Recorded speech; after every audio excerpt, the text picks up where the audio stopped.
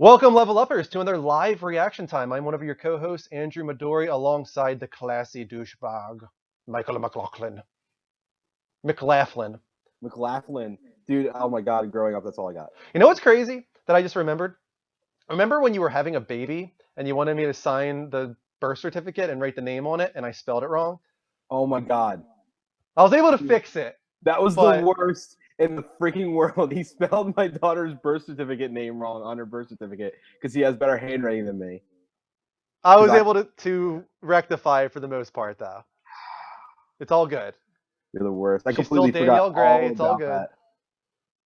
Well, anyway, welcome Eh, to 15 people on PS4, 5 people on PC. This is Reaction Time. This is our weekly discussion of your and our favorite TV shows. We don't do Gotham. Never mind.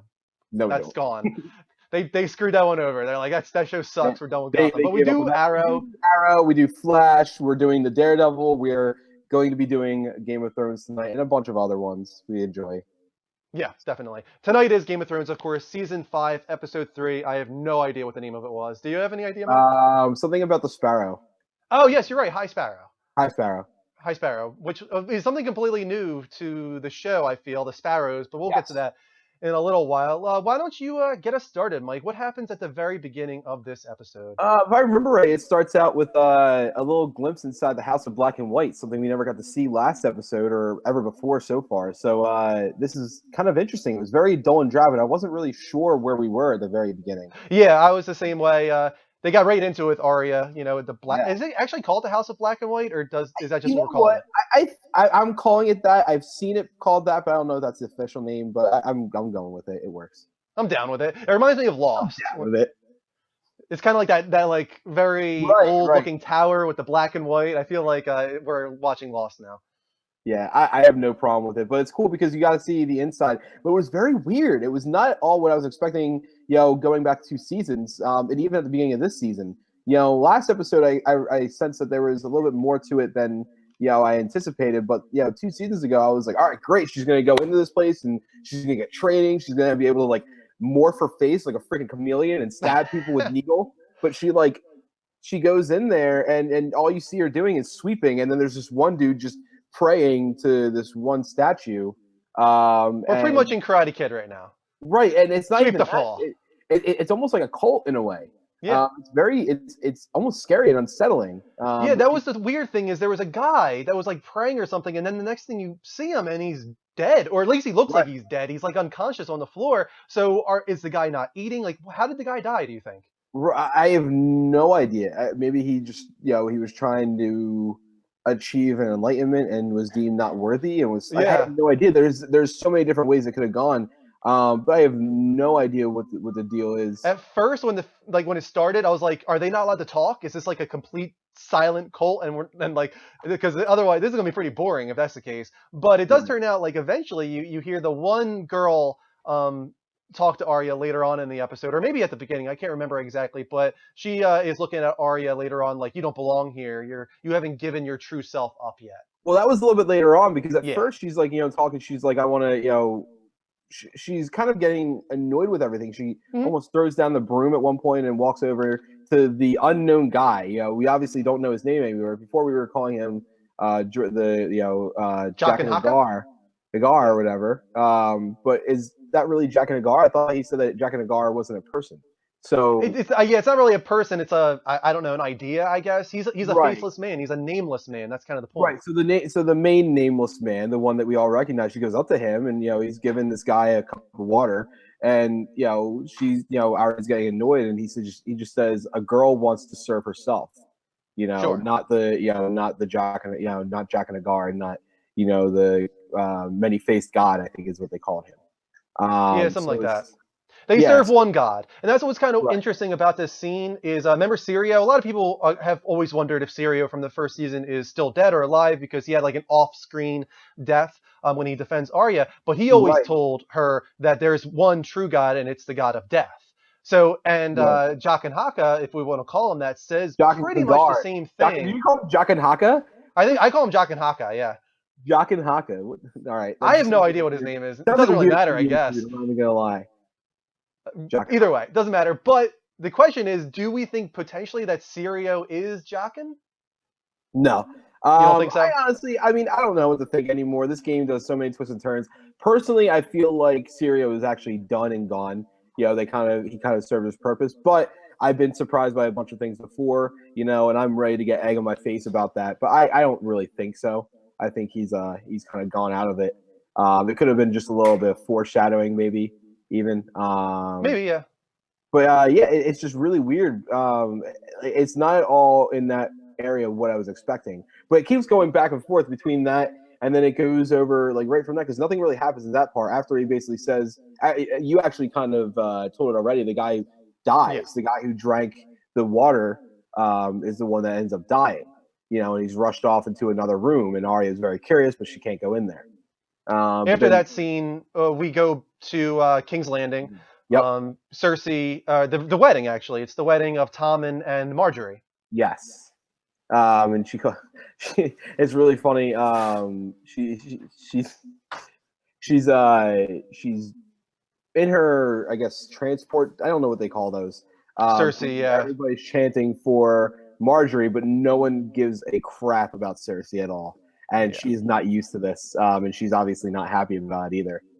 This is kind of interesting because, we got another wedding on Game of Thrones, and every wedding so far has pretty much ended in tragedy. So were you at all curious, like, is something going to go wrong here? I am surprised nothing happened. And I'm wondering if that was kind of just like see, you can't always expect what you're expecting in this thing. I think they know it's a running joke at this point in a way. So I think they just wanted to mess with us. Everybody's expecting something huge to happen, somebody to die, and nothing really happened at all. No. It was a successful wedding, and then it flashes to Tommen and Marjorie, I think, consummating the marriage, of course. This kid's supposed to be like 13 years old. Yeah, and he's just like, "Did I hurt you?" And she just like kind of chuckles her ass. She's like, "Really? Are you serious?" She's like, and he's no, like, "I want to do this every day, all day, every day, for the rest of my life." And she says, I think he said something about like doing it quick, and she goes, "Yes, it was," or something like that. It was really awesome. It was very entertaining. But Tommen seems like a sweet kid. He is, and what's really sad is that he has no idea any of the politics or the games that goes on. No. He's so innocent to all of this. And for him being a king and being this innocent, it's really going to either work in his favor or be his downfall. It's going to be really bad. He has no idea that Marjorie is a pawn. Not only was she not really caring about him at all, they just married to form the two houses, but on top of that, he is going to give her whatever she wants, and he has no idea that she's just going to use him for that. Yeah.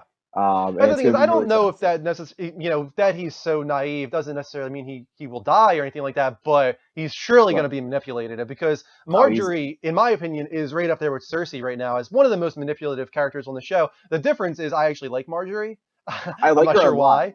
I like her a lot, but she definitely is going to use him to her own advantage. Yeah. She definitely has that manipulation working for her. And just because we like her now doesn't mean we're always going to like her. She could let it go to her head. And that's what I'm starting to see. And that's what I'm starting to get scared of. Like, at first, she was a little bit more innocent. She knew that, men would do almost anything for her. But her grandmother was kind of, by the way, we haven't seen her grandmother at all. No.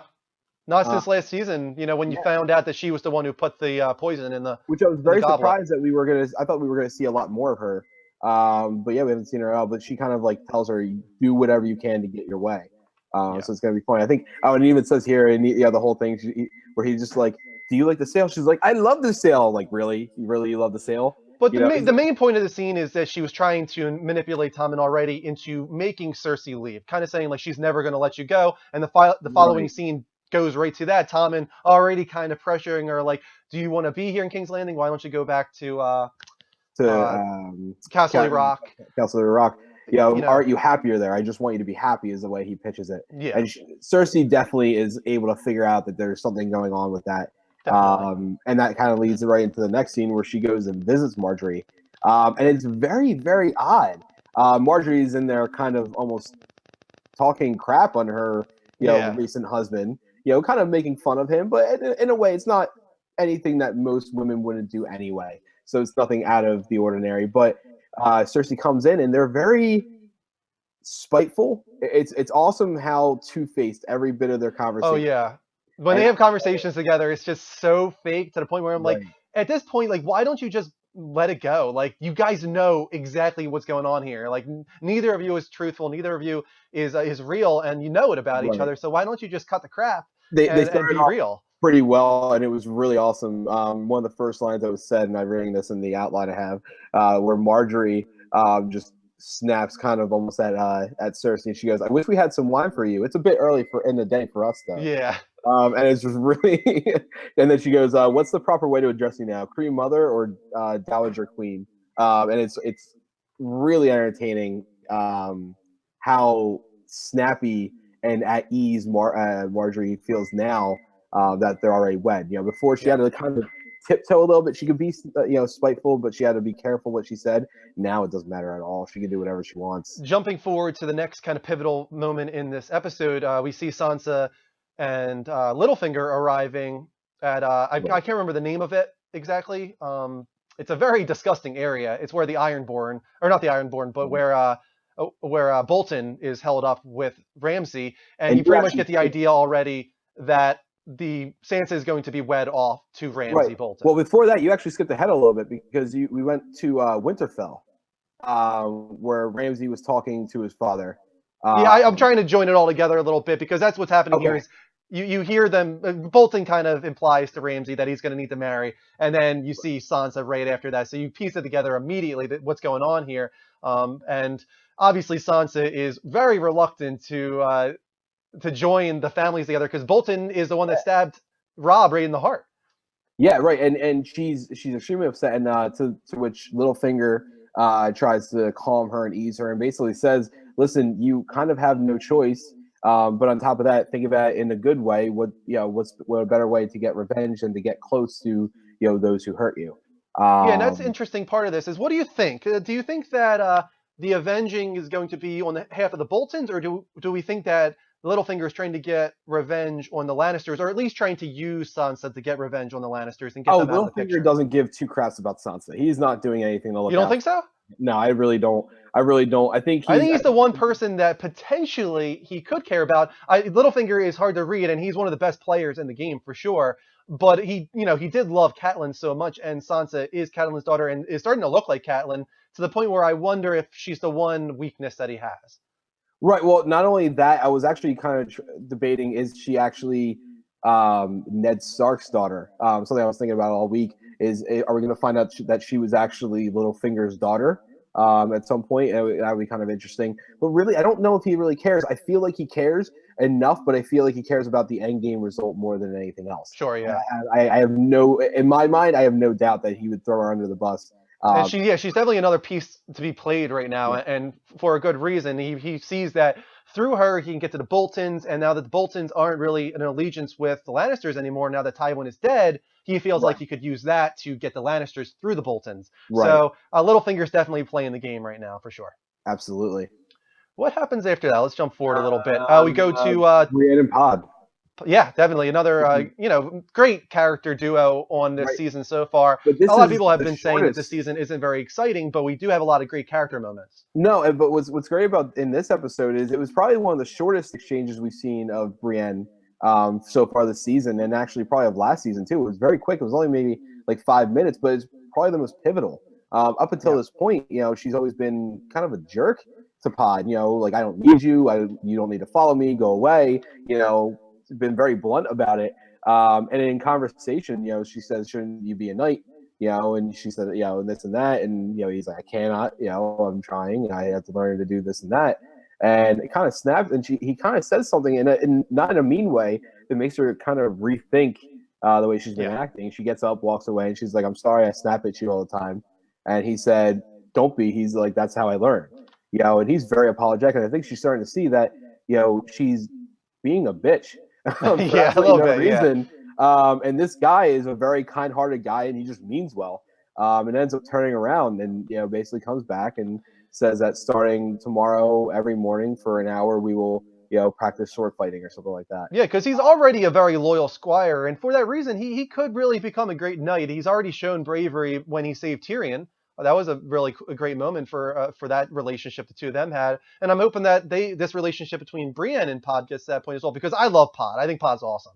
But I Right. also love Brienne, and it is a little frustrating seeing her treat him the way that she's been treating him. So I feel like we're finally getting to a point now where their relationship is going to blossom into something kind of cool. Yeah, absolutely. I'm I hope actually so. looking forward to it from now on. After that, we jump forward to back to the It's all wall, and good. we've got Stannis talking with Jon. Yeah, sorry, I'm trying to catch up here. Trying to catch up a little bit here. Uh, Basically, he's kind of asking his decision. Like, what is he going to do? Is will he come with yes. him and become Jon Stark of Winterfell? You know, a very awesome offer that we were excited about last episode. But you could kind of see immediately that Jon is a very honorable person to a fault, kind of like Ned wasn't a very honorable person. And now that he is going to be Lord Commander, it makes it even more difficult for him to leave. Right. And freaking You all right? advertising. Yeah, sorry. Got some Pop-ups. Yeah. God, that was annoying. Yeah, no, and it's actually interesting because as he's asking him, Jon Snow says, he made a pledge, he cannot leave, and Stannis, says, he's like, you have this, and you have honor, much like your father, and Sure. Jon Snow says, thank you, and he's like, it wasn't a compliment, and because That's why he died. Right. He's kind of annoyed about it, but at the same time, it's you can see that he definitely respects Jon Snow for it. He's just disappointed in his choice to the point where as he leaves, I can't remember anything else that was actually said. I don't think there was anything memorable until I think his name is The Onion Knights. the Onion Knight. Yeah, that's what I always call him because I always forget his name. But he's it sucks that I don't remember his name because he's a very likable character and I always love his scenes. And he does a great little monologue here to Jon, to convince him. And it's almost convincing. Like I was like, oh man, he might actually get in Jon's head here.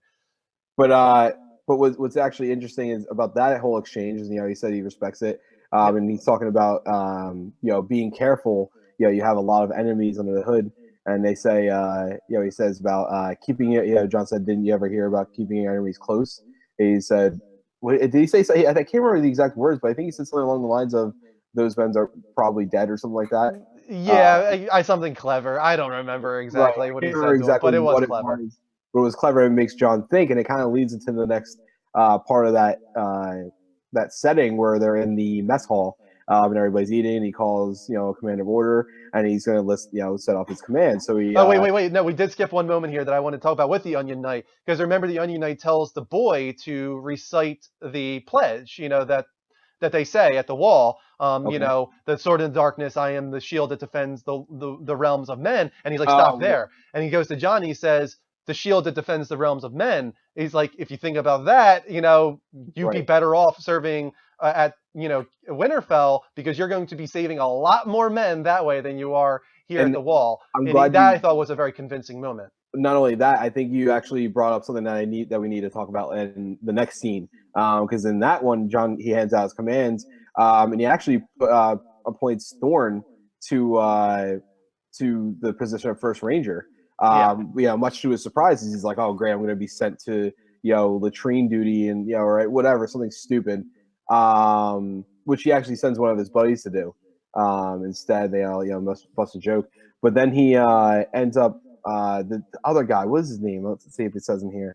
Slint, I think it was. Yeah, the one that hid in the closet with Jenny or whatever her name is. Just a complete pussy, right. really, right. in general.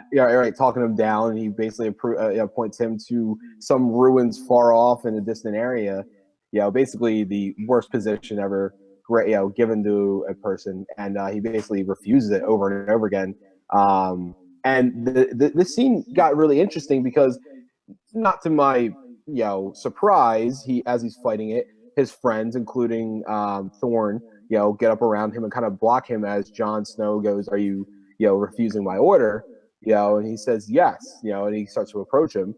Obviously you can't. That's treason. You can't go against your commander's orders. So as all the other knights or whatever they are start to approach him to grab him.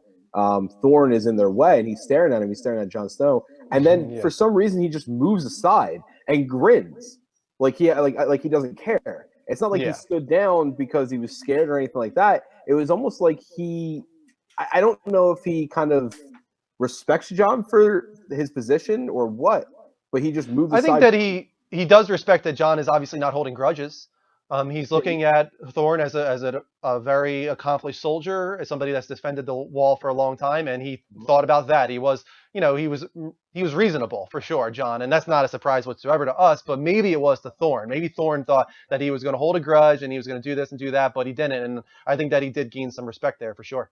so from there, they end up grabbing Slint and bringing Yeah, him outside. And this was a stressful scene for us because we didn't, we kind of knew what was going to be coming. And he puts his, he gets his head and they put it down and he grabs his sword out. And all of a sudden, Slint, like his typical guy he is, starts cowarding and saying, I'm sorry, I'll do it. I'm sorry. I didn't mean it.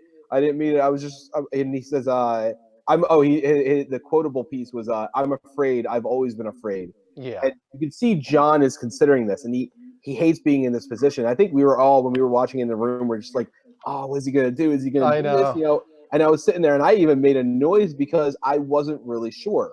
I had no idea. But then Jon Snow, I don't know if it was because he saw Stannis waiting in the background, who is now in the catwalk, just staring him down. Jon Snow ends up, despite him fleeing, ends up lifting his sword up, and you just see him chop his head off. And this isn't one of those where they cut away to another scene like they did in Cersei's case, in Daenerys's case, Yeah. when they killed the Unsullied. They show them chopping his head off. Yeah. And I think this was not just, I think Stannis maybe reminded him a little bit of his father too, Ned, because Ned at the very, very beginning of season 1 says to him, he who casts a sentence swings a sword. Mhm. And I think that's always stuck with John, and he does what he's supposed to do here. At the same time, like when I was watching this scene, I was like, should he swing the sword? The guy's begging for I mercy. Like I'm glad I he wasn't did. sure. Right. I'm glad he did. And I was like, oh man. And I felt bad. And it made me really think, like, what would I have done in that situation? I don't know if I would have done that or not. As much as I always, as much crap as I talk and being, this is what you have to do, this is what you have to do. I respect him a lot for, his character for making that choice. Because it was definitely a tough one. You could see it in his face. He did not Yeah. enjoy making that choice. Let's jump back a little bit because we skipped a few things. But first, thank you to 22 people in the room on Okay. PS4, 9 on PC. Really enjoy you guys being here, watching this reaction time on Game of Thrones Season 5, Episode 3. Forest Ender, of course, is in here. Inuyasha, it's good to have you here, man. I'm glad that you came back. Don't forget to follow the show, guys. Hit that heart button live from PlayStation in the bottom corner. Your name will pop up and we'll, of course, shout you out. Now, what I wanted to go back to is we skipped a little bit at the House of Black and White, if you want to call it that, where Jaqen says to her, you still are wearing your clothes, you still have your sword, this and that. You haven't let Arya go yet. You haven't let that. Right. So then she goes out to the water, she gets rid of the coin, she's getting rid of her clothes, and then we had that moment where like, oh my God, is she going to get rid of Needle? Like, no, please, Right, like, don't we do were this. freaking out. We were just, and your brother too. Everyone, Yeah. all of us, we were just like, no, But she kind of, tricks everybody a little bit. I hope this isn't gonna bite her in the ass. But she ends up hiding it below a pile of rocks. Which means And that she's not really letting her previous self go then. So I wonder if it will come back to bite her in the ass. right, I think it will. That, or I mean, there's two. It's either going to help her because she's going to be able to get it in a time of need, or it's like you said, it's going to prove that she's not devoted enough. Yeah. So maybe she won't be a full person of whatever order they are, but she'll have some of the training and skills that they have. So it'll be cool because she'll be like almost like a rogue wanderer, in a way, doing whatever she wants to do. Because imagine if we had to watch Arya be in this temple all the time, like that would just be terrible. Yeah, So I don't think they'll drag it out. I think that she'll start doing like interesting things and Karate Kid style, just like at the very right, beginning. He has to do all those stupid crap first, and then he'll get to that moment where she realizes, oh my God, look at all the stuff sweep I've the learned. leg. Yeah, Sorry, but yeah, no, it's kind of interesting because then she goes in, and now you see her in the cloth of the same drab clothing, basically loincloth. And she comes in, and there's a dead man. They say that she can help in the other room. He has her follow him down into the cavern, I guess it is. I don't know what you would really call that. I don't know where they wash the dead bodies down. They were just washing it down, and the other girl, the mindless zombie, was just instructing her on everything to do. It was just a very weird scene because I thought something was going to happen and nothing did. But I guess it Yeah. was just to show her compliance, her learning that this is Well, what this you. was the mystery here is what happens with the bodies. Why are we cleaning the bodies? We don't know Right. yet. I'm sure we're going to find out in a near future episode. But I'm just kind of curious if something kind of wicked and disgusting is going to be done with this body. And that wasn't going back. Just by the way, that was actually going to the next scene because that was next. But what we did skip, one thing I wanted to touch on was back with Jon Snow real quick. One of the things I wanted to get to is, as I was thinking about it, I think one of the reasons he promoted Thorne to his first ranger and not Sam is twofold. He could have, kind of tied, ease some of the tension between them by just having a conversation between them, saying that he gives them respect or whatever, and still playing Sam if he wanted to. But I think actually we're going to see that he pointed Thorne because he knows that Thorne can hold down the Night's Watch while Jon Snow goes off and helps Stannis when he needs to around the rest of the realm. Sure. Yeah, So I can agree with that. To go forward a little bit, we do get to the kind of the Sparrow moments of this episode now. It was called High Sparrow. And then we see a scene like in a brothel, and one of the council guys, I don't know what his name is exactly, he's with the prostitutes, but the Sparrows come in and kind of humiliate him. They drag him outside naked, for all to see, all this kind of stuff. So then when he comes back to the council meeting with Cersei and all the others, he's like, we need to teach these guys a lesson. The Sparrows, they're kind of taking the law into their own hands or whatever, humiliating me, whatnot. So then Cersei goes on her way to find the High Sparrow, who's the leader of these people, because this guy who was just humiliated wants him dead. Right. And it's actually kind of interesting because she, this kind of sets up, it's going to change everything that happens, I think, from here on out, as far as the way that people see Cersei in King's Landing, at least. It brings up the idea of religion that, I mean, I didn't think Cersei really was a religious person whatsoever. But in this scene, she kind of, when she does go to see him, she kind of implies that there needs to be this balance here of religion. She's actually happy that he dragged the guy out into the streets and humiliated him. She thinks that he did the right thing, which took me a little by surprise. How about you? You know what? No, because once I found out her reaction to the whole happening, I was like, she definitely enjoyed this. You could tell that she didn't like this guy. And she's not, for everything we give her crap for, she's not, I hate to say that she's not an immoral person, because she definitely is. Yeah, she definitely is. She has values. She definitely has values. You can see I agree, yeah. And they shine through. And this did not surprise me because this is just one of them. It's just one that we've never seen before. But when you see her dedication to those values, it's definitely a believable part of her character. Yeah. So after that, we get a very quick scene where she goes down to that kind of Dr. Frankenstein guy, telling him to send out a bird, like whatever. I can't remember what kind of birds they send out to send messages. But this guy is doing something shady. And we've kind of surmised for a while now that he's working on the mountain, trying to bring him back as some demonic monster. And at the end of the scene, you do see like this body in the background just start like moving around and shaking, and he tells him to calm down or something. So the mountain, I think, is on his way back. Right, yeah, definitely. And it's just really the way he says it too is just really entertaining. Like as if he's like not even phased by it. He's just like, calm down. Like just wait, you'll have your time. The guy's a sicko.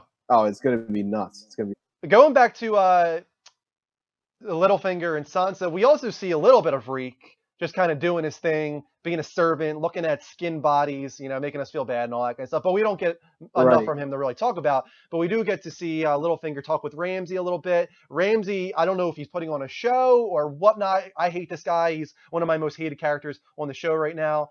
So I'm kind of curious, like, is he going to change at all? Or is he going to continue to be just the biggest ass in the world, just like messed up in the head? Am I the only one that thinks that he looks like a twisted version of Frodo? I mean, I definitely think he kind of has Hobbit-like features. I don't know if it's Frodo I think he looks like, but he has this like elfish goblin, like just annoying-looking person. I don't know. I just can't stand him. No, I don't like him at all. But that's kind of this scene's kind of going back. This was actually something you saw before the whole Littlefinger Sansa exchange and everything like that. Because this is where Ramsay is being talked to by his father about having to unite the kingdoms, not punish them. This is actually very close to the end. It's 49 minutes into the episode when that happened. Really? Yeah, I'm looking at it right now. And that's what I'm kind of wondering. He's saying, like, I'm never going to hurt her. I'll never hurt Sansa. But everything that we've seen about Ramsay is that this guy is messed up. Like, he tortures, he fillets, he cuts off dicks. Like this guy Right. is messed up. So, Sansa's already been in one insanely abusive relationship. Is she gonna have to go through this again? You think? I have no idea anymore. Like this scene could go either way. This actually could prove beneficial. Sansa could kind of twist his, I guess, possible future devotion to her, Maybe. to her own benefit. Yeah, we can see it kind of benefit the Starks in a way. So I It'd have be no idea. awesome to see Sansa manipulate the guy and Oh just my god, it'd be completely great. tear him down and betray him eventually and kill the Boltons. And it'd Easily. just be awesome to see that from Sansa. And this is getting in spoiler territory. I hope that you're okay with this a little bit because this is a Good. book change. Okay. Something, and this is a big. I hope this spoiler, guys, for the book here because this is something Huge that they one. So changed. guys, close your ears in about Yeah. 3 seconds. So we're gonna start it now. In the books, Catelyn doesn't die necessarily. Really? She comes back to life. Remember the same guys that with Arya was with that brought the one guy back to the Right. life Right. using the light of the seven? Those same people bring Catelyn back to life. But when she's brought back, she's very demonic and messed Really? up and twisted and wants revenge. And she does what Sansa's doing now. So they decided not to bring Catelyn back on the show and basically are making Sansa fill her role instead. So what I said was very, very likely. Yeah. Essentially. End of spoilers. Spoilers over. I'll wave just in case people are shutting their ears there. But I thought that was a very interesting thing Yeah. because Sansa doesn't marry Ramsay in the books. It's actually the Boltons act like they have Arya. They get a girl that looks like Arya, and they basically make everyone think that they're marrying Ramsay off to Arya, even though it's a lie. So they're doing like some switching around in the show to piece everything together. But after that scene, we're getting too close to the end here. We're back to Tyrion finally with Varys. And they're riding. They've been stuck in this freaking carriage for who knows how long. Right. Tyrion is getting pretty frustrated. You know what was weird about this scene, and I don't want to skip around and sidetrack too much.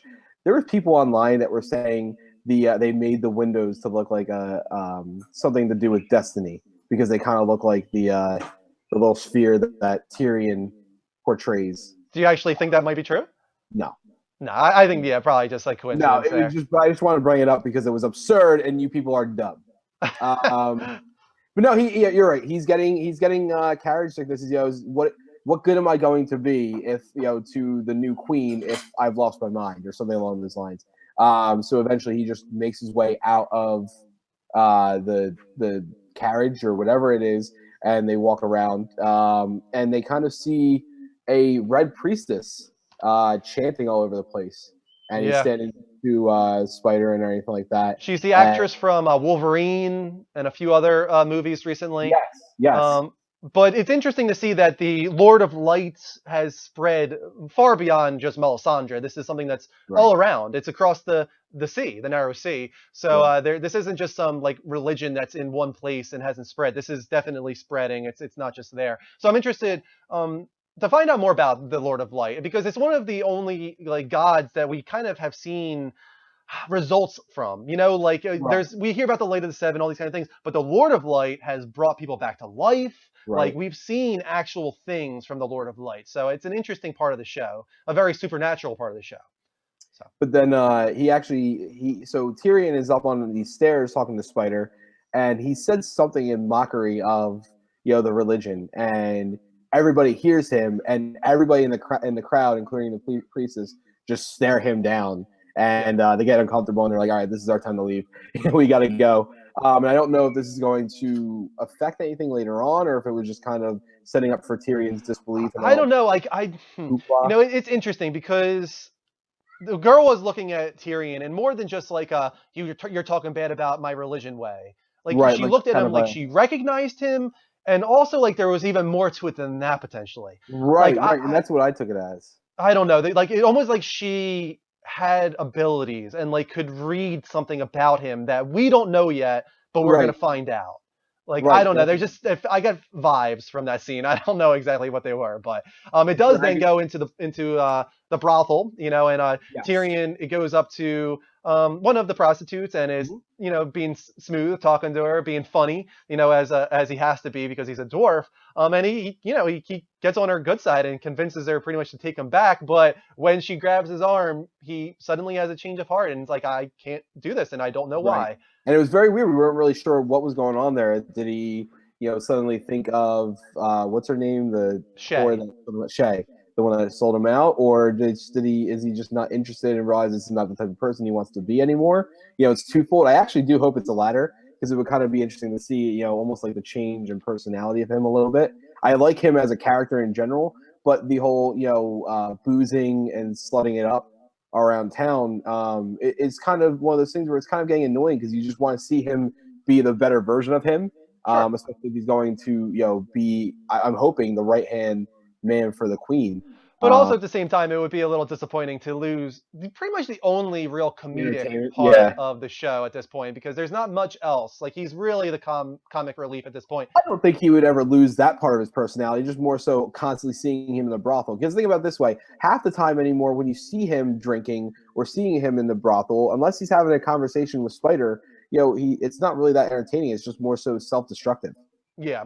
But another big part of the scene is you're seeing a certain prostitute actually portray Daenerys, the Queen of Right. Dragons, intentionally. Like, she's trying to be the Queen of Dragons, and is attracting people in that way. And Rosie. then we get a shot, and we realize that Jorah is in this bar / brothel as well, drinking Right. his sadness away, I guess. But he sees Tyrion, and he comes up with a plan, I guess. We don't know exactly what that is yet, but when Tyrion goes away to take a piss, it goes into effect. Right, yeah, he comes up behind him and grabs him. It's a little creepy, a little uncomfortable at first because you're like, what is he gonna do? But I thought he was gonna push. No, I thought he was gonna push him off the edge at first for a second there. But no, he just grabs him. And he says, "You're calling with me. You're going to the queen."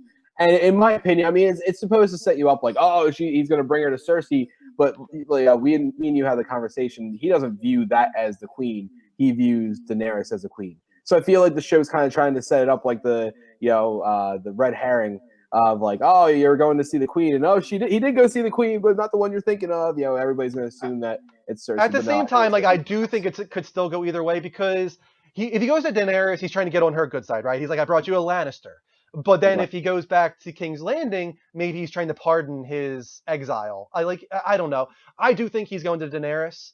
Right. I just think, like, he's in love with her. Like, I do think that he's in love with her, and he can't let that go. He's drinking his sadness away. And when he sees the girl impersonating Daenerys, you can see the anger that somebody would kind of lower her to that, demean Daenerys by a prostitute portraying her. So he clearly still has those feelings, and for that reason, I do think that he's going to bring to Daenerys. But what was kind of funny about that is that's where they were going anyway. That's where Varys was bringing Tyrion. Right, so it doesn't really hurt anything, and no. I don't know. It's going to be interesting. Next episode, I'm very much looking forward to it. I didn't look at any of the previews, but I feel like we're going to see more of Jaime in the next episode, which I'm happy about. Yeah. Overall, though, a lot of people are complaining about this season, saying that it's really, really off to a slow start. Do you agree with that at all? No, and I love it, and that's what it's weird about. I think me and you have the same mindset and approach to series and shows setups like this, where it's a lot of just changing and interesting things are, in my opinion, sometimes more entertaining than, oh wow, we got dragons killing people. Like I can see that almost anywhere. But when you have a great story being developed in the right way, that's something you don't get all the time. Sure. And I don't want to sound like a broken record, but season 1 was not at all season action. 1 was not bad, and I loved it. It was the greatest season ever. And yeah, it wasn't action packed. That was really the point. Like, there was a lot of just character development and just very dialogue heavy scenes, and that's what people are complaining about this season. But why didn't you complain in the first season then? Everybody loved that first season. And that's exactly what it is. People, you loved it in the beginning. You're just now so used and so spoiled by getting everything else that you wanted that you're just kind of having to adjust. So, well, let's wrap up this part of the show tonight. Lady Trexie, thank you. She thinks the dog is cute. His name is Bogey. We're not going anywhere, though. This was the first reaction time we're doing right now for Game of Thrones Season 5, Episode 3. We got 28 people watching from PS4, 7 watching from PC. Thank you so much for joining us. Follow the show, guys. We do this every single week for all different TV shows, as well as gaming talk shows. Hit that heart button at the bottom left-hand corner of the screen if you want to follow us. We will shout you out, of course.